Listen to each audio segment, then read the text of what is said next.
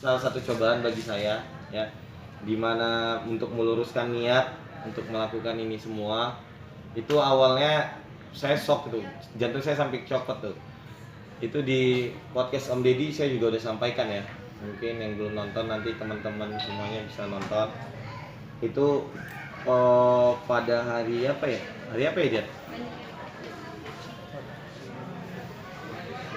Lupa ya harinya, pokoknya 3 hari lalu. Itu tiba-tiba foto saya diposting tuh sama Kanwil Bea Cukai Jakarta, bahwa seolah-olah saya baru ditangkap di 2020 dengan 190 unit barang ilegal gitu. Nah, lalu viral tuh kemana-mana ya.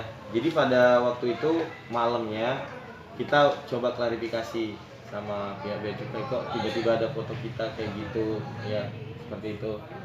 Besoknya baru kita bisa berhubungan dan akan diturunkan postingannya, dan terbukti sekarang udah diturunkan karena memang di situ nggak diklarifikasi tuh kejadiannya kapan dan sebagainya, hanya pelaporan yang sampai media-media pun akhirnya mengambil banyak keputusan sendiri-sendiri. Saya lihat sebelum cari tahu sendiri, akhirnya makin mencari tahu gitu.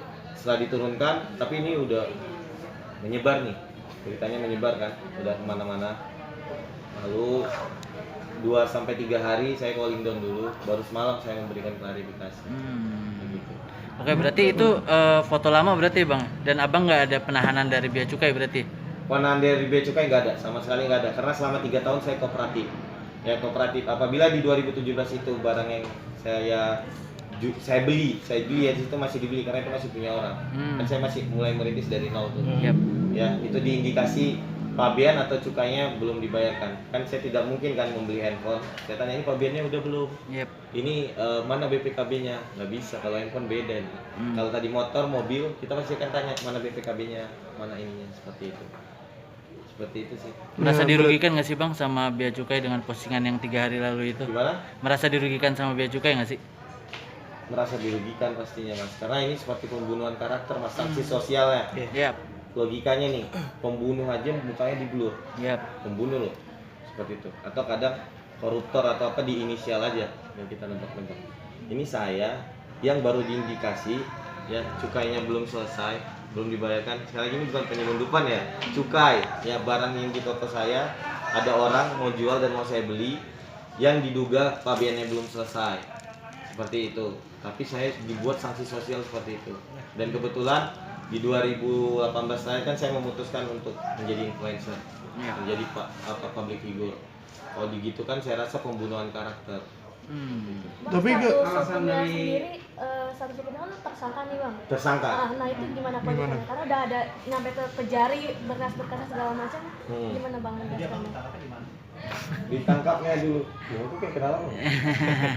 Serius. Seperti ya.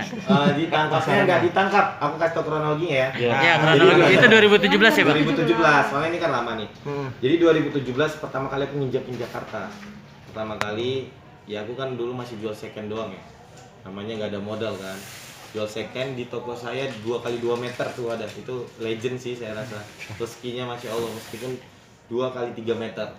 Nah, di situ saya masih jualan secara konvensional banget ya, dimana ada uang 20 juta belanja, 100 juta belanja. Nah kebetulan ketika saya ke kota Jakarta ini kan banyak tuh yang jualan-jualan handphone ya, teman-teman juga, karena saya dari dulu semuanya kan saya rangkul seperti itu. Lalu ada yang nawarkan bahwa dia punya produk, punya barang, itu malam-malam kalau nggak salah, malam Jumat jam 2 malam.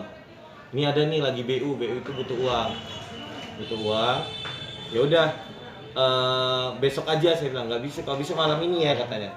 Ya udah kalau gitu, saya kan nggak di lokasi, saya waktu itu masih di Batam, masih tinggal di Batam 2017, tapi sekarang udah pindah ke Jakarta. Jadi 2017 itu saya bilang ya udah kalau gitu antar aja ke toko. Jadi di situ pada waktu itu ada saudara saya namanya Lahata sama Leris di toko itu. Jam 2 malam tiba-tiba yang antar barang udah bersama pihak bea cukai. Langsung gitu. Jadi ini bukan di bandara kejadiannya, bukan di pelabuhan. Di toko saya yang kecil itu Yang di Condet ini bang. di Condet. Oh, iya. Langsung barang yang tadinya mau saya lihat dulu baru dibayar, langsung disegel sama bea cukai. Katanya ini diindikasi barangnya belum selesai kepabeanannya. Kan saya nggak tahu tuh. Ya udah dibawa tuh Lahata sama Liris, saudara saya ke bea cukai. Hampir 3 hari, nggak tahu ceritanya. Pokoknya saya jadi dapat surat panggilan dari pihak saudara saya mengatakan saya selalu ditanya siapa yang memesan barang. Tentu saya dari di situ bener-bener polos lah. Ya udah saya datang ke bea cukai di 2017. Datang, lalu akhirnya tahu masalahnya bahwa barang-barang itu belum selesai kepabeanannya dan sebagainya. Lalu saya untuk melengkapi berkas itu sampai lebih dari 10 kali mundar-mandir secara kooperatif selama 3 tahun. Lalu akhirnya saya memutus. Pertama saya diduga TPPU, tapi saya serahkan rekening saya, saya serahkan aset saya, itu boleh dicek. Saya nggak pernah ada transaksi lalu lalang uang ke luar negeri ataupun apa dan sebagainya kayak gitu. Memang saya ini pedagang yang mulai dari nol, dapat uang saya keluarkan untuk beli barang, dapat uang keluarkan beli barang seperti itu. Karena saya ngutang kan, bayar barangnya dulu, nanti tempo ada uangnya, ada terkumpul uangnya saya serahin. Nah setelah itu akhirnya saya memutuskan apabila ada kerugian pabean, karena saya nggak pernah kan niat merugikan negara ataupun niat melanggar hukum seperti itu. Saya lalu menitipkan uang saya sebesar 500 juta. Waktu itu bukti itikat baik saya juga kooperatif bahwa saya ingin ya kalau memang misalnya barang yang diduga itu belum selesai pabeannya, maka saya akan membayar pabean cukainya. Tapi yang kemarin foto yang disebar itu alasan dari pihak bea cukai kenapa bisa tersebar? Waktu dikonfirmasi Nah, itu ngomongnya apa? langsung diinformasikan, ada chatnya. Di situ diinformasikan bahwa mohon maaf kata petingginya itu di luar kendali kita. Itu humasnya. Baru kita follow up lagi, tolong dong dibilangin humasnya diturunkan. Sanksi sosialnya ini cukup bahaya karena orang semuanya udah heboh. Iya, nanti diturunkan jam 1. Benar, jam 1 diturunkan, dirilis yang baru tanpa foto saya. Tapi fotonya udah liar banget, udah nyebar, viralnya dan itu serentak, cepet sekali. Bahkan mak-mak gang-gang tukang somai tahu semua. Karena dia viral kan di Twitter, di berita hampir semua ya, di TV hampir semua. Nah, kata humasnya itu waktu itu apa? Alasannya apa hilang di blow up lagi gitu? Sampai bisa naik lagi itu. Bisa naik lagi itu. Foto. Selain di luar kendali gitu, mungkin kan kendali pasti ada alasan lain gitu bang. Kita akhirnya nggak memperpanjang lah. Fokus tetap berdoa waktu itu semoga ya jangan apalah yang tidak kita inginkan terjadi, ternyata tetap tambah liar tuh. Tambah liar. Akhirnya saya memutuskan untuk klarifikasi. Ya, saya udah coba bertahan tapi makin bahaya itu efeknya. Sanksi sosialnya sih paling ini. Jadi teman-teman di kampung semuanya wah ini ya semoga ini itu sih paling susah sih.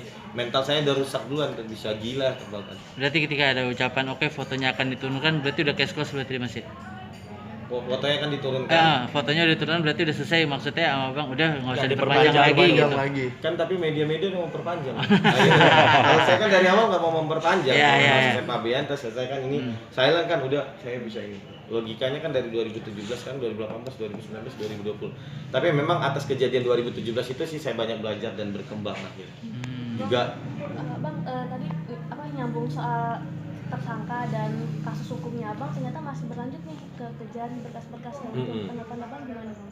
Tanggapan saya ya kan sesuai yang saya katakan ya, itu kan saya juga dikatakan di podcast saya taat hukum sesuai proses hukum, tapi tolong jangan dibunuh karakternya gitu. Kan saya sekali lagi nggak koruptor, bukan ini kan gitu. Itu sih harapan saya, jangan dibunuh karakternya. Tapi berarti proses hukumnya memang masih berlangsung bang? Masih berlangsung nih.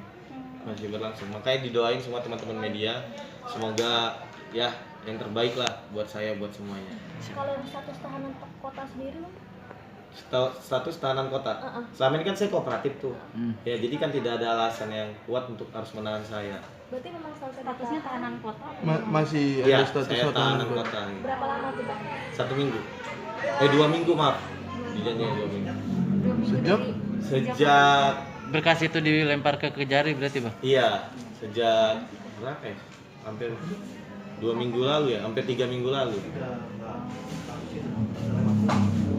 Tapi karena ini viral banget, ya saya ya, wajib lapornya kan harus kooperatif ya.